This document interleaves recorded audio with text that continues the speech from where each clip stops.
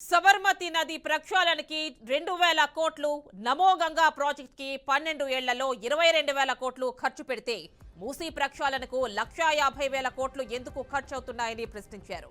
ఈ project contract ఎవరికి ఇచ్చారని లేఖలో ప్రశ్నించారు. చెరువుల FTL బఫర్ జోన్ నిర్ధారించకుండా కూల్చివేతలు ఎలా చేస్తారని ప్రశ్నించారు. పట్టా భూముల్లో ఇళ్లు కట్టుకున్న వారికి ప్రత్యామ్నాయం ఏం చూపిస్తారో ప్రకటించాలని డిమాండ్ చేశారు. రేవంత్ రెడ్డి చేస్తున్న పనులు హైదరాబాద్ భవిష్యత్తుని, అభివృద్ధిని ప్రశ్నార్థకంలో పడేస్తున్నాయని ఆవేదన వ్యక్తం చేశారు.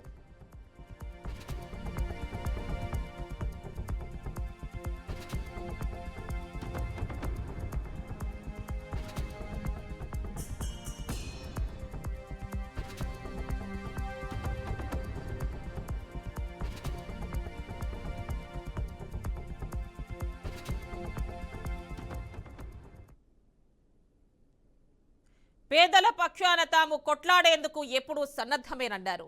స్టేజ్ల మీద ప్రకటనలు చేయడం కాకుండా నిర్ణయాధికారం ఉన్న ముఖ్యమంత్రి అధ్యక్షతన అఖిలపక్ష సమావేశం పెట్టాలని డిమాండ్ చేశారు.